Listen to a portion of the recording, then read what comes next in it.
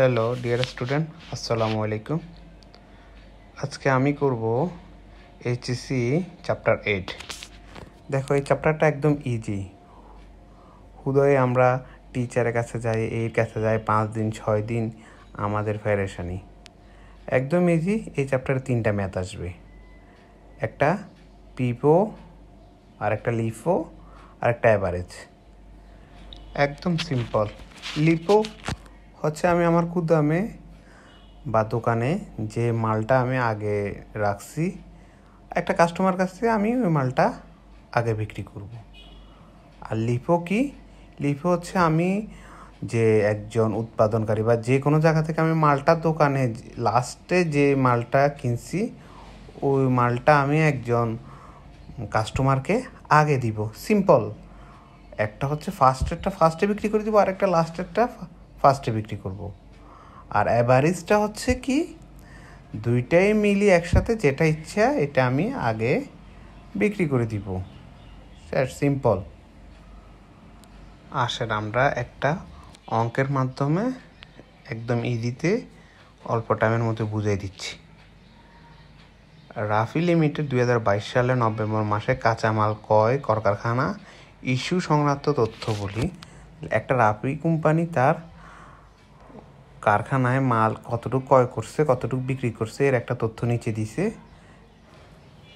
1 তারিখে প্রারম্ভিক মজুদ। তাহলে রাফি কোম্পানি 1 তারিখে প্রারম্ভিক মজুদ প্রতি একক 12 টাকার দরে 200 একক। তাহলে তার কাছে সর্বপ্রথম যে মালটা ছিল, একটার দাম হচ্ছে 12 টাকা, 200টা ছিল। তারপরে 7 তারিখে সে আবার মাল ক্রয় করছে, 900 একক করছে। প্রতি এককের দাম, একটির দাম সে 14 টাকা করে কিনছে। একদম ইজি। 11 তারিখে কলকারখানায় ইস্যু মানে হচ্ছে সে বিক্রয়। সে কী করছে, 700 মাল ওই দিন বিক্রি করছে। কত টাকা বিক্রি করছে এটা বলে নাই, এটা আমরা বের করতে হবে। 15 তারিখে সে আবার মাল ক্রয় করছে 15 টাকা দরে, একটা 15 টাকা দরে 400টা মাল সে ক্রয় করছে। 21 তারিখে তার যে মাল বিক্রি করছে, ওই মাল থেকে তার 50টা মাল সে কি করছে, একজনে তাকে ফেরত দিয়ে দিতে। তাহলে ফেরত দিয়েছে মানে এটা ক্রয়ের মতন, আমরা এটা ক্রয়ের সাথে এটা যোগ হয়ে যাবে। বিক্রি করছে 500 একক। আচ্ছা, আমি এই অঙ্কটা আবার ইংলিশ ভার্সনে করে দেব, যদি লাগে কমেন্ট বক্সে জানাবেন। তাহলে কতে কি বলছে, উপযুক্ত তথ্য হচ্ছে সমাপনী মজুদের পরিমাণ। তাহলে হচ্ছে সমাপনী হচ্ছে বছর শেষে তার ক্রয় এবং বিক্রি করার পরে তার কতটা তার কাছে রয়েছে এটা বের করতে বলছে। ক্ষয় বলছে ফিফো পদ্ধতিতে মাল খতিয়ান প্রস্তুত করো। গয় বলছে বারযুক্ত ঘট পদ্ধতি। আসেন আমরা একদম ইজিতে এই অঙ্কগুলো করবো। এটা করলে শেষ, এই 2 মেথড আপনার সম্পূর্ণ হয়ে যাবে। আর পিফো মেথড আর লিফো মেথড একই, তার মানে আপনি একটা ভিডিওর মাধ্যমে সবটাই কমপ্লিট হয়ে যাবে। অযথা প্যারা নিয়ে লাভ নাই। দেখেন, ক নং প্রশ্নে বলছে সমাপনী মজুদের পরিমাণ। তার মানে তার প্রথম দিয়ে প্রারম্ভিক মজুদ ছিল তার কাছে 200। এরপরে সে ক্রয় করছে 2 বার, একবার 900 আরেকবার 400। তাইলে টোটাল পণ্য হয়েছে তার কাছে 1500।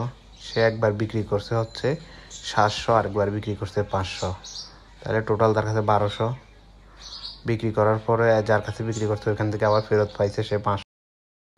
এখন সে বিক্রি করার পরে যার কাছে বিক্রি করছে ওইখান থেকে 50টা ফেরত পাইছে। তাহলে টোটাল বিক্রয় দাঁড়াইছে 1150। তার কাছে মাল ছিল 1500, বিয়োগ করছে তার কাছে সমাপনী বছর শেষে আছে 350টা। ক নাম্বার কোশ্চেন আমাদের শেষ। বিনা কারণে আমরা প্যারা নিই, 3-4 দিন স্যারের কাছে ক্লাস করি, যাওয়া আসা কষ্ট। 5 মিনিটে শেষ, সর্বোচ্চ 10 মিনিট। দেখেন, এরপরে খ নাম্বারে বলছে ফিফো পদ্ধতি। তা আমরা লিখলাম ঘরটা সুন্দর করে। ঘরের নিয়ম কি, তারিখ বিবরণ। 2টা লিফো পদ্ধতিতে একই, তারিখ বিবরণ ক্রয়, ইস্যু বা বিক্রয়, উদ্বৃত্ত সেম গড়, লিফোরও একই, ফিফোরও একই। 1 তারিখে তার কাছে ছিল প্রারম্ভিক মজুদ লিখি, তার কাছে উদ্বৃত্ত ছিল 200টা 12 টাকা ধরে, তাহলে টাকার পরিমাণ হয়েছে 2400 টাকা। 7 তারিখে সে ক্রয় করছে, তো আমরা ক্রয়ের করে লিখলাম 900টা, কত টাকা বলে দিছে 14 টাকা, তাহলে 900 এর 14 দিয়ে যদি গুণ করি হচ্ছে কত, তো সে ক্রয় করছে 900 এর 14 দিয়ে যদি গুণ করি তাহলে কত 1200 টাকা। তো তার কাছে আগে ছিল 212 টাকা দরে, এখন সে 900 কিনছে 14 টাকা দরে, তাহলে টোটাল টাকা বের হয়েছে একটা 24,400 টাকা আর একটা 1200 টাকা, 12,600 টাকা। তারপর হচ্ছে 11 তারিখে সে কী করছে, বিক্রি করছে, তো বিক্রি করছে কয়টা 700টা। তো আমরা জানি ফিফো মানে প্রথমটা আগে বিক্রি করতে হবে, তো প্রথম আমার কাছে 200 ছিল, ওইটা বিক্রি করছি 200, একটা 12 টাকা ধরে 2400 টাকা। পরবর্তীতে বিক্রি করছি কয়টা 700টার ভিতরে 200 তো 12 টাকা ধরে করছি, আরও আছে 500, তাহলে 400টা বিক্রি করছি, 500টা বিক্রি করছি 14 টাকা ধরে। তাহলে আমার কাছে 900 থেকে 500 দিলে আমার কাছে 400 আছে, 400টার দাম হচ্ছে 14 টাকা ধরে 5,600 টাকা। এভাবে কয়ও এভাবে যোগ হয়েছে। ফেরত তো আমার কাছে একটা কয়ের মতন, যেহেতু আমি বিক্রি করছিলাম, এটা আমার আবার ফেরত দিতে, তাহলে এটা কয় হিসেবে আবার যোগ হয়েছে। তাহলে কতটা 50টা ফেরত দিছে হচ্ছে, আমি তাহলে বিক্রি করছি কয় টাকা ধরে 14 টাকা ধরে, তাহলে আমার 14 টাকা ধরে আবার আমি এটা যোগ করে দিছি। সেম ইস্যু করছি 30 তারিখে, যতটা বিক্রি করছি প্রথমটা আগে বিক্রি করছি, পরেরটা বিক্রি করছি পরে, টোটাল টাকা বের হয়ে গেছে। আপনার লিফো পদ্ধতিও সেম, আগে পরে যেটা কিনছি এটা আগে বিক্রি করব, শেষ। এটা আপনার কোনো টেনশন করার কিছু নেই। এরপরে হচ্ছে ভারযুক্ত গড়। এরপরে আসেন আমাদের ভারযুক্ত ঘ নাম্বার। সেম ঘ তিনটার ঘরে একই, ক্রয়, বিক্রয়, উদ্বৃত্ত। তো আপনার প্রথমে বিবরণে লিখলেন প্রারম্ভিক মজুদ যা আছে তা। আপনি প্রারম্ভিক মজুদে 1 তারিখ দিয়ে, প্রারম্ভিক মজুদ মানে আমাদের উদ্বৃত্ত ছিল আমাদের কাছে 212 টাকা ধরে 2400 টাকা।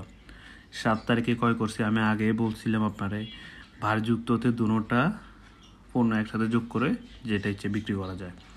কিন্তু দামের মধ্যে কিভাবে করবেন, 900 টাকা করে কিনছেন, 14 টাকা ধরে একটা 12,600 টাকা।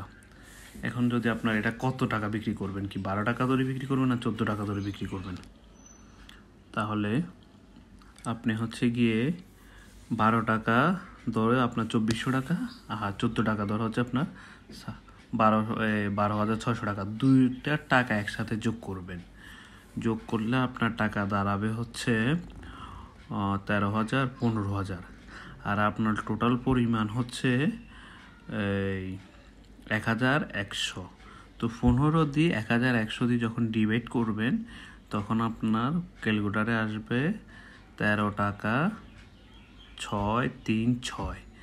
যখন 3 ঘর নেবেন, 3-এর পরে যদি 6, যদি 5 থাকে, 5-এর উপরে যদি থাকে তাহলে আপনি 1 বাড়াবেন, যদি 5-এর উপরে 6 থাকে তাহলে 7 করবেন, 7 থাকলে 8 করবেন, আর 5-এর নিচে যদি থাকে তাহলে যেটা আছে ওইভাবে করবেন, ওইটা বাড়ানোও দরকার না, কমানোও দরকার নেই।